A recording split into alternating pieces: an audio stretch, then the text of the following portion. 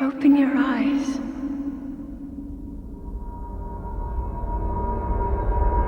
Open your eyes. Wake up, Link.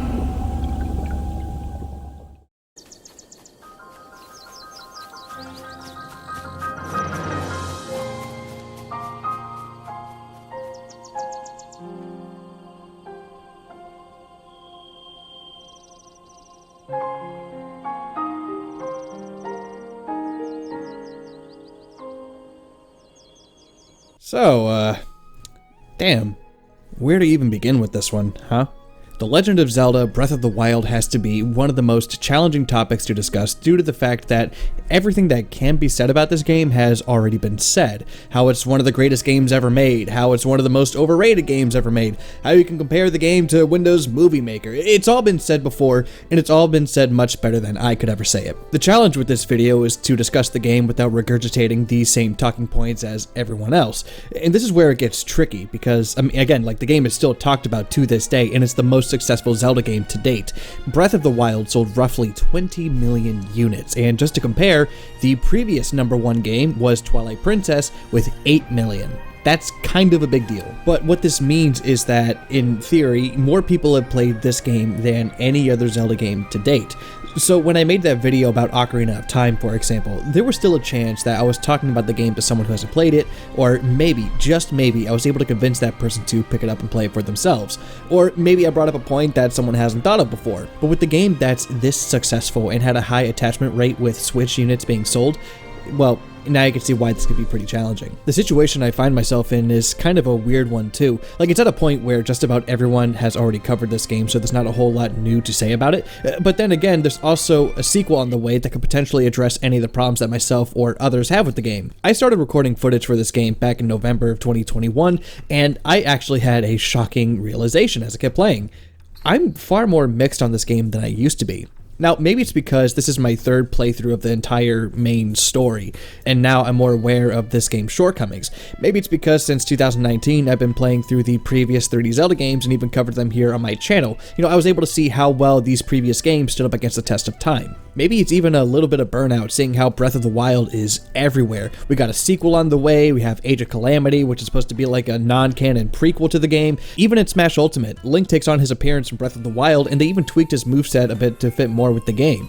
Breath of the Wild is now the face of the Zelda series, whether we like it or not. And honestly, who could blame Nintendo for wearing this game on their sleeves, you know? Like, it's the most successful Zelda game of all time. It had an endless wave of glowing reviews, and it even won 2017's Game of the Year at the Game Awards. Of course, Nintendo's going to want to flaunt this game at any given moment. Like, they've earned that right, because despite what I'm going to say in this video, Breath of the Wild is an incredible game, and it's one that I hold very near and dear to my heart. Like, it's one of my personal favorite Zelda games.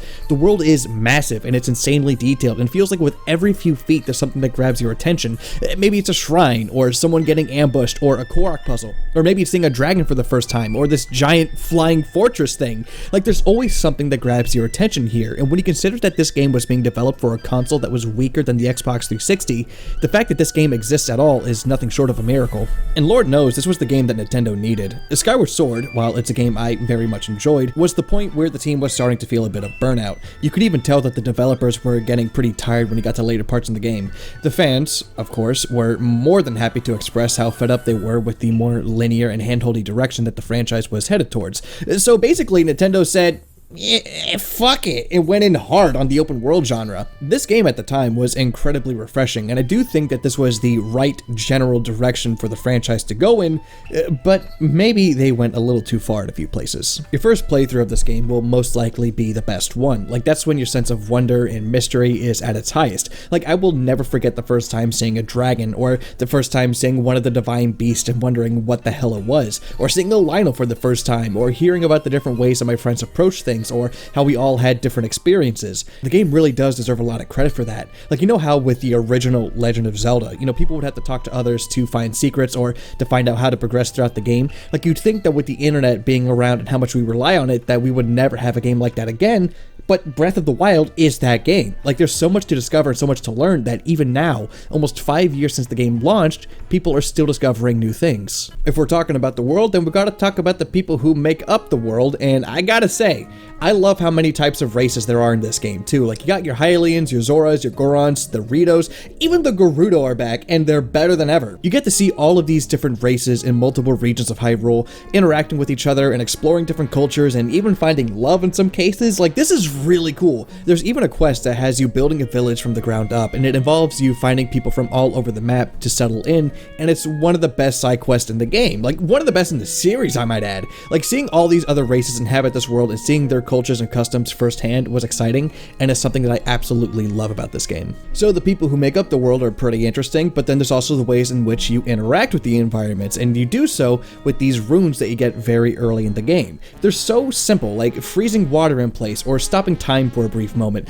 but the ways in which you can use them are seemingly endless. Like, again, this game came out in 2017, and people are still finding new and unique ways to put these runes to use. Like, this is nuts! This is one of the most open-ended games I've played, and it gives you so much room to express yourself in terms of playstyle. There's rarely a moment where you come across a situation where there's only one way to solve a problem. Even in the game's tutorial on the Great Plateau, the game plops you into this huge environment, it gives you some direction to show you where you need to go, and that's about it. Like, if you want to get from point A to point B, you're gonna have to come up with your own solution. And even after you leave the Great Plateau, the game keeps this open-ended, loosey-goosey design throughout the entire experience. If you're gonna be playing through the main story, you're gonna hit this one point where you have to go through a gauntlet of enemies to reach Zora's domain. It's always raining, so everything is wet, and all the enemies have electrified weapons. You know, it's pretty challenging, and it's fun. You even get some cool lore out of it. But if you know what you're doing and where you're going, you can actually skip all of that, and you even get a unique cutscene with Sidon saying, "Bro, who the fuck are you?" That was something that was praised to the moon and back, how the main story was completely optional. Like, as soon as you're done on the Great Plateau, you could run straight to Hyrule Castle, grab some gear, fight Ganon, and beat the game. Now, that's not my preferred way to play, of course, but the fact that you can even do that at all is really neat. Now, in terms of the main story itself, it's told through these flashbacks. I actually have to find the specific parts of the world. When you find these, they'll probably be out of order, but this is such a cool idea. Like, finding scattered memories of events that happened 100 years ago and then putting the pieces together.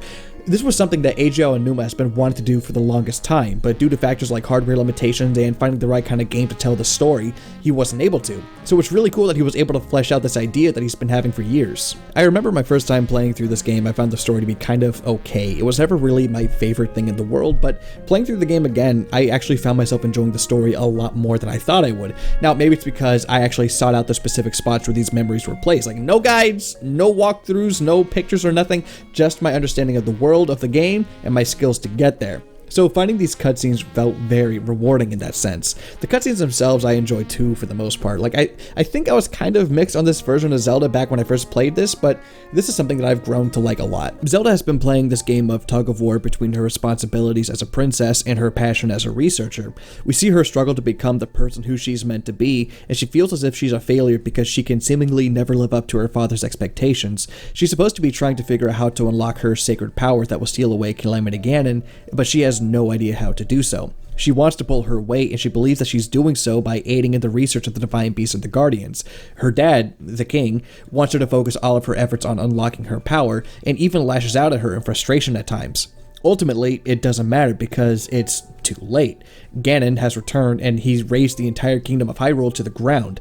All of her family, her friends, even her appointed knight perished, and she has no one to blame but herself. Like, it's great that she eventually did get her power, but everyone is already dead and gone. She confronts Ganon by herself, sealing themselves away deep inside Hyrule Castle so that he can't cause any more damage, or at the very least to keep the damage dealt to a minimum. She battles with Ganon for 100 years, and this is where the game begins. Now, on the surface, this is another damsel in distress story, and it is tired and cliche, but given the actual context of how she got to this point, now this is something that I've always enjoyed about the Zelda games. While they do have the rescue the princess trope, they more often than not make Zelda interesting in some way, whether it's how she's helping you the entire time in disguise like an Ocarina of Time, or helping you take down Ganondorf at the end of both Wind Waker and Twilight Princess, or even just being a close friend that you grow to care for like in Skyward Sword. sword. She's always been more than just a damsel who needs to be rescued, and this game made me care for Zelda in a different way than Skyward Sword did. She starts out resenting Link because she sees him as everything she's not.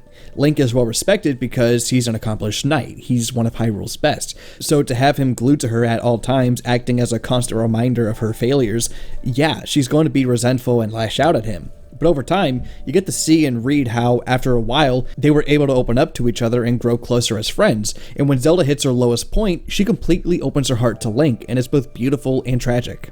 And with all of that being said, you really only get a taste of the story through these cutscenes. Like, if you want more details, then you have to look for them yourself. In Hyrule Castle, you can find the diaries of both Zelda and even the King of Hyrule, who opens up and writes about how he feels terrible that he can't be a better father figure towards Zelda because of his responsibilities as a king. Or how in Zelda's diary, we learn why Link is a silent protagonist. Apparently, with so many eyes on him, well, with him being the chosen hero and all, he does what he can to put on a brave face and to show no sign of weakness, so he stays silent. Oh, right, and you know how in every other Zelda game you can name Link whatever you want? Well, in this game, they made a pretty ballsy move and kept his name canonically as Link. This is weird for many reasons. Like, you'd think that since they broke this tradition that they would do more with Link to make him his own character, but unfortunately, they don't. When we get control of Link, we find out that all of his memories have been lost, so that pressure to stay silent shouldn't be here. Now, it would be interesting to hear him use his own words to describe how he's feeling during the situations he finds himself in. Like when he remembers Mipha, one of the fallen champions, there's an implied romance between the two. Link remembers who she is and realizes that this flame in his life is now gone. What exactly does he make of that? Like, that's some pretty heavy stuff. Unfortunately, we don't get to know what he's thinking, and that's kind of a huge wasted opportunity. But then again, I totally understand why they chose to keep Link a silent protagonist. Hearing Link speak would be cursed as hell. It's a bold move to have your characters address him as Link, but honestly, this is a damned if you do, damned if you don't situation. It's also weird how this game has voice acting. People yelled about how Skyward Sword should have had voice acting, and honestly, I was never in that camp. Like, I was able to enjoy the story just fine without it. Not to say that it shouldn't have had it, just that I was never personally bothered by it. But this is the first mainline Zelda game to have voice acting, and it's really, really strange. Some of these characters I think are really good. Zelda and Urbosa did a great job. The other champions have the right voices, but I think their acting was just a bit off for me. Like, not terrible, but it was definitely serviceable. Though I will give credit where it's due, they improved a lot with Age of Calamity, so if we're going to see them return for the sequel, whether it's through flashbacks or ghosts or what have you, I look forward to seeing them come back. The problem that a lot of people seem to have with the story is that they wish that they could have seen more of the champions. Seeing how they all fell in battle and how we need to free their spirits trapped within the divine beasts, the game doesn't do enough to make you really care for these characters. You get one flashback dedicated for each of the champions, you get a handful of the gang all together, and that's about it. And yeah, I could agree with that for the most part, but they did put a bit of a band-aid thanks to the DLC. Like, we get to see the moments where everyone gets recruited, and I thought that was pretty cool. The real disappointment for me came with their descendants. I would have preferred to have learned more about them and to have more scenes with them. Some of the best parts in the game is when you have to take the fight to the divine beasts, and they'll help you tame the leviathans, but aside from those moments, they don't ever really do much. Though I will say, Sidon is an absolute unit and deserves all the love in the world. What a lad! I don't think it's the series' best, but I can appreciate the attempt of telling a non-linear story. It gives you more things to do and things to look out for while exploring Hyrule. That's the thing about this game too, like, it's weirdly therapeutic playing this game and just getting lost. You go point in a direction and tell yourself that you're going to go there, but along the way, you're going to find all sorts of things to keep you busy, and I can appreciate that. And if we're getting personal here, not too personal, but you know, just a little personal, you know, opening up a little bit, this game actually came out when I was dealing with a lot of personal trauma, like mentally, physically. I was in a really, really bad spot. But Breath of the Wild gave me this huge open world to get lost in and to explore and to mess around with. Like, this was the game that I needed at the time, so for that, I'll always love it. There's this really good video on Breath of the Wild by a YouTuber named Fudge, and he talks about how this game lets you tell your own stories and how everyone's playthrough of this game is going to be vastly different from one another. And I think he's right on the money. So I want to tell one of my own stories. So in this game, you can actually catch and tame wild horses. Like, you get to name them, feed them, you get a bond together and everything. It's really cool. And there's this moment at the end of the game where, you know, your horse is waiting for you to take on the final boss, and it's one of the best moments in the game. But I'll never forget the first time encountering a stall horse. You can ride just about any animal in the game, from deers to bears and even this undead horse. However, you can't put them in a stable, and to make matters worse, the stall horse will die when the sun rises. Like, it's stupid, but I was so heartbroken. I felt so bad. So I took the horse to a nice cliff with a great view, and we watched the sun rise together as I fed him apples just to cheer him up. And once when the sun rose, my undead horse friend was no more. You know, like, it's so dumb, but that moment will stay with me for as long as I live. You know, and this game gives you so many opportunities to come up with stories like this. I want to talk about the music in this game because a lot of people are kind of mixed on the soundtrack. While I wouldn't say it's one of my favorites, I'd be lying if I said it wasn't effective. When you're out in the field and the only sounds that you hear are the sound of the wind and your gear rustling around, it's incredibly immersive. Then when music actually plays, it's some great stuff, like the music that plays in Hateno Village or the Rito Town theme. The visuals are pretty great too. You know, the Wii U and the Switch aren't graphical powerhouses by any means, so if you want your games to look good on these consoles, then you have to have a good sense of art direction, and Breath of the Wild succeeds in that front. There were many times where I stopped just to take in my surroundings and really appreciate the scale of the game. Breath of the Wild even dips its toes a little bit with some light RPG mechanics. Now, you don't level up or gain experience or anything like that, but you're going to find a number of pieces of equipment that have their own perks and bonuses. Now, it's a shame that mixing and matching these pieces from different sets means that you're going to lose those bonuses, but in my eyes, it's worth it to be able to express yourself like this. Character creation and character customization are some of my favorite mechanics in video games because it lets your imagination run wild, and having this in a Zelda game, for me, is the stuff of dreams. Now, what's cool is that you're not just stuck with the tried and true sword and shield combo. Like, you have great swords, you got axes and clubs and magic rods and lances to add some flavor to the combat. We're going to talk a bit more about the combat later on in the video, but it must be said that the weapon variety in this game is greatly appreciated. I have a lot of love and appreciation towards Breath of the Wild, and I really do think that as a game in its own right, it really is incredible. But with all of that being said, you know, Breath of the Wild is a really good open world game, and I know that you guys might have heard this before, but to me, it doesn't feel like much of a Zelda game, like in the traditional sense. You know, it's got a lot of the Zelda flavor, to be sure, but it's not the same as the real deal. And that became clear to me when I first beat the game back in 2017. You know, this is a Zelda-flavored open world game, you know, and I think it's in some ways that's okay, because if this game was trying to be a traditional Zelda game, you know, in all fairness, again, it's not trying to be, then I will be singing a completely different tune. And like I said earlier, you know, I understand why the team wanted to branch out to make something totally new, and I do think it's amazing how a game this massive was our first HD Zelda game. But at the same time, Breath of the Wild is the subtitle. You see The Legend of Zelda, and that's going to give you some expectations on how the game will play and the kind of things to expect from the game. I could totally understand why the team didn't want to be shackled by that traditional 3D Zelda formula, but I do genuinely believe that they overcorrected in a lot of unnecessary ways. There's a lot of reasons as to why the Zelda series has been my favorite franchise of all time, and a large part of that is the dungeons. The Divine Beasts are a really cool idea for dungeons, and I love how you actually have to calm them down before you enter them. But the Divine Beasts are kind of lackluster dungeons. Like, you have complete control over the Divine Beast, and you can tilt or rotate the different parts of the Divine Beast in order to get to different parts of the dungeon that you couldn't before. And again, I want to stress, that's a really cool idea. But where it stops being cool or interesting is how all 4 of these dungeons are structured in the same exact way. First you get the map, then you have to reach 5 points of the dungeon, and then you fight the boss. The thing is with the dungeons from the previous games is that it felt as if you were always moving forward. You know, you get like a really cool item, and you can use that item in interesting ways to progress through the rest of the dungeon. But here, you know, you can find the 5 points in any order, and they're only blocked by like a short puzzle they can figure out in a few seconds. But then again, like, I don't think that these are bad, and I found myself enjoying these more than the dungeons from the Wind Waker and even the later parts of Ocarina of Time, if I'm being honest. While they do all have identical aesthetics, you know, they still have a really good sense of atmosphere, and I especially liked how the music of the dungeons ramps up the more progress that you make in these Divine Beasts. None of these are straight up bad or anything, and Von Naboris threw me for a loop with this recent playthrough. You know, they're still satisfying dungeons, but when you compare them to what the best in the series has to offer, they unfortunately come up short. Now, one thing that does suck is how these bosses are just different forms of Calamity Ganon. Now, sure, they fight differently, but they all look way too similar to one another, and these fights aren't ever really that interesting or fun.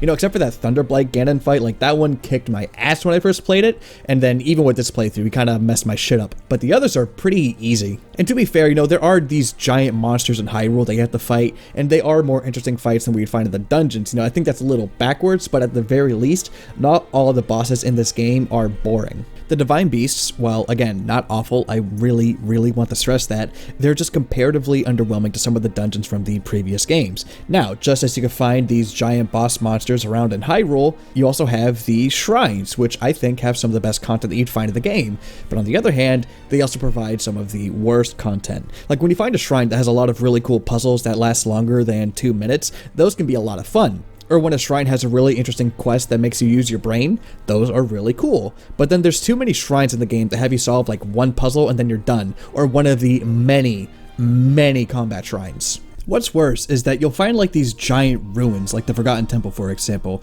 and you'd think that this would lead to an actual dungeon when you're first playing through the game and you still don't really know what to expect, but it just leads to a shrine where you walk in, you get your reward, and then you walk out. And even then, the best shrines that the game has to offer are held back by how every single shrine looks identical. It's got the same music, the same interior, there's no visual variety whatsoever. When you clear a shrine, you'll get a spirit orb, and once when you get 4 of these, you can spend those to either get a heart container or a new stamina vessel. The stamina meter coming back from Skyward Sword is great, and being able to upgrade it is awesome. You even get to climb things, which now uses stamina, and like, that's such a no-brainer. Like, how come we had to wait this long for an open world game where you get to climb things? Like, that is genius. But what's not so great is that the spirit orbs just kind of add an unnecessary step for getting the things that you want. And this is kind of a nitpick, but you know, just bear with me. So if you want to upgrade your health or your stamina, you have to go out of your way to find a goddess statue and make your choice, which, again, that doesn't sound too bad. It is a bit of a nitpick, but why not give the player the option once when they clear a shrine if they want to get a heart piece or a stamina piece? That way you can skip the goddess statue and you also get some more traditional Zelda flair. And with the runes on the Sheikah Slate, you know, they're cool and all, but I don't like how you got all of them so early in the game. You know, I understand why they did that, but knowing that's all there is to the game is pretty underwhelming. Again, in the other Zelda games, you know, finding new items or new magic spells, that was all part of the fun, but in here, it feels like as if they blew their load way too early. But, if you remember in my Ocarina of Time video, I said that it was lame how the medallions that you get from freeing the sages don't ever do anything. Well, as it turns out, you know, they were supposed to, you know, that's really cool and all, but more importantly, Breath of the Wild actually does this. Once when you free the champions from their divine beast, they'll actually give you an ability that reflects your fallen companions. Like, that is...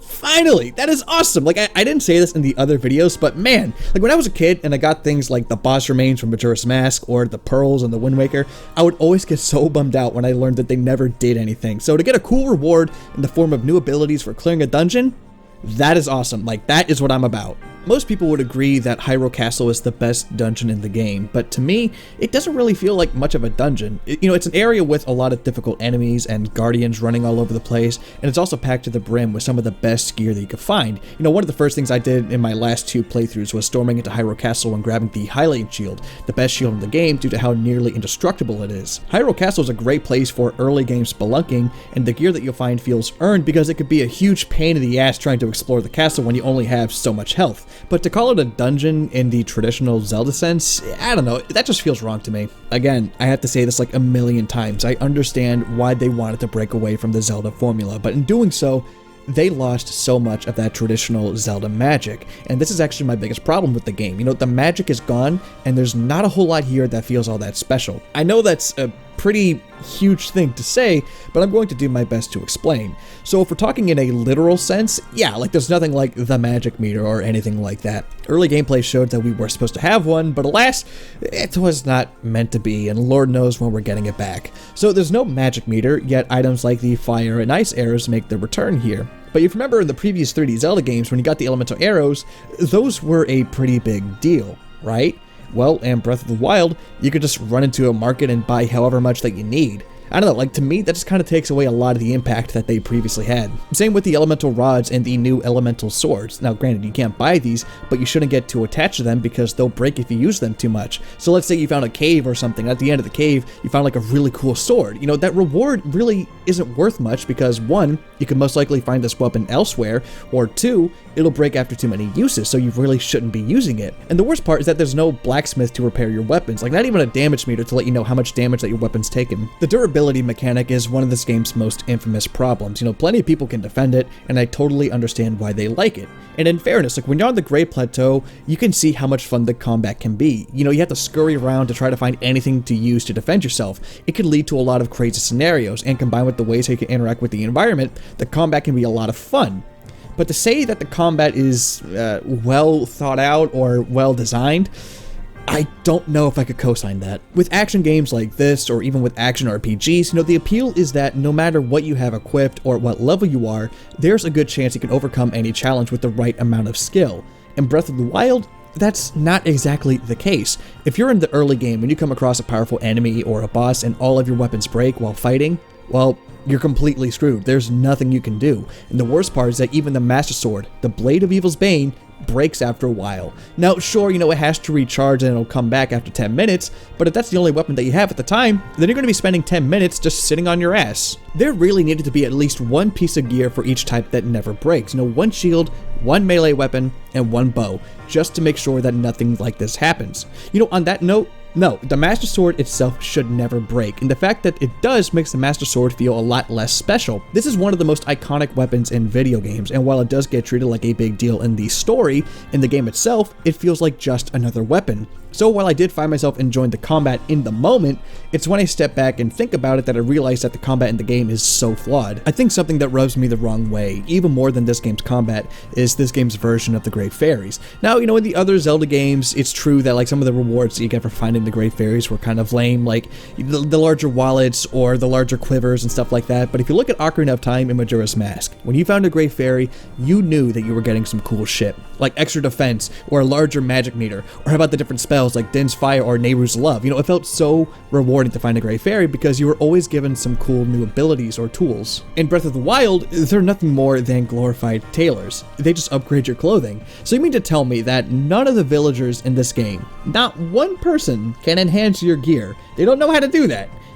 I don't know, like the Great Fairies just didn't feel that special in this game, and what's worse is that each one that you find is going to cost you a large sum of rupees to activate them. Rupees, by the way, are a lot more difficult to come across than in any other Zelda game. I found that the most effective ways to get rupees was by doing side quests, but unfortunately, a lot of these kind of suck too. I want to stress that there are good ones here, and some of them I would even consider to be some of the best in the series. Again, I gotta stress, Tarrytown, mwah! Perfect. But an overwhelming majority of these quests that I found are these generic MMORPG quests like killing X amount of enemies or collect Y amount of bugs. The dragons have a similar problem that the Great Fairies have. Like when you see them for the first time, you are bound to be awestruck, but then you realize that they're just here to give you materials to upgrade your armor, and then suddenly they lose that wow factor that they had. Though there is this one dragon that you find way up high in a mountain that's been affected by the calamity. You have to actually chase it down to remove the curse. See, now that is one of the best parts of the game for me, and I'll never forget my first time finding that. I would have preferred it if you had to free the other two dragons in the same way as well. Like, it would make it feel a lot more special when you see these dragons flying around Hyrule. Like, you'd be able to look at them and think, hey, that dragon is free because of something I did. I did that. And again, I totally understand wanting to take the Zelda franchise into a new direction and to do something fresh, and I don't want you to think that I'm saying they failed. What I am saying is that they didn't have to abandon everything else that made the Zelda series what it is. You know, I would have loved to have more traditional dungeons and items like the hookshot and the spinner. You know, I would have appreciated if the rewards that you got for side quests and, you know, finding weapons and items in secret areas would be more worthwhile. You can make the argument that it's not trying to be like the other games in the series, and again, it's not trying to be, but I would argue that the game is called The Legend of Zelda. Now, I'm not going to go as far to say that I feel alienated by this game or anything. You know, I think this game does what it sets out to do, and it does so with flying colors, but maybe next time it wouldn't hurt to have a bit more Zelda in your Legend of Zelda game, and I know I'm not the first person to say that. Like, you could tell that the team definitely looked at the original Legend of Zelda game for inspiration, but I really do think that if they looked at games like A Link to the Past or A Link Between Worlds, we would have had a much healthier mix between the open world direction that they wanted to go in and the more traditional aspects that people grew to love over time. All I know is that while I was playing this game for this video, there actually came a point where I started to get bored, and that shocked me. I took some time off playing the game, but then eventually I felt the urge to pick it back up, but this time I would play on my original file. Yeah, in this game you can only have like one file per account. That's really weird and I don't like that. But anyways, I would play the game on my own time, and it felt so much better that way. Like, I wouldn't do anything crazy. I would run around and get lost or find and tame new horses. I would always find new Korok seeds, and whenever I found like a shrine, like a new one, that was a pretty big deal for me. There's 120 shrines in total, and so far I found 112. I really do want to find all the shrines one day. I think this game is best played on your own terms. Like, if you ever felt the urge to play through this game again, maybe doing it for the sake of a video isn't the best idea. There's going to be a lot of pressure of having to get this project done at a decent time, so it can be hard to find the time to stop and smell the roses when you're also thinking, oh, okay, I've been recording for 2 hours and not a whole lot has happened here. Maybe I should stop recording and recording. It takes away a lot of the fun that way. If you want to replay the game, and I feel as if this is kind of a no-brainer, but you gotta take your own time with it. This game, in my opinion, is best enjoyed slowly. We can stop and appreciate every single detail that this game has to offer.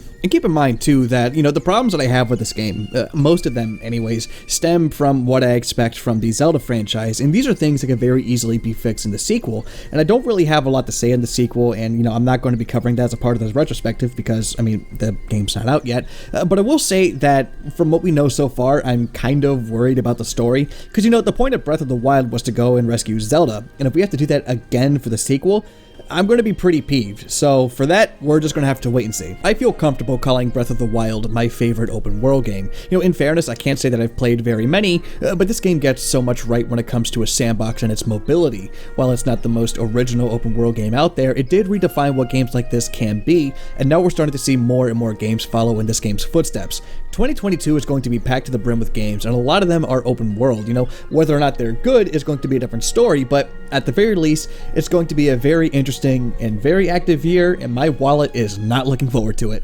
But at the very least, now that I finally have all 3D Zelda games covered on my channel, I can now sit back and patiently await the sequel to one of the most important games that Nintendo has ever made.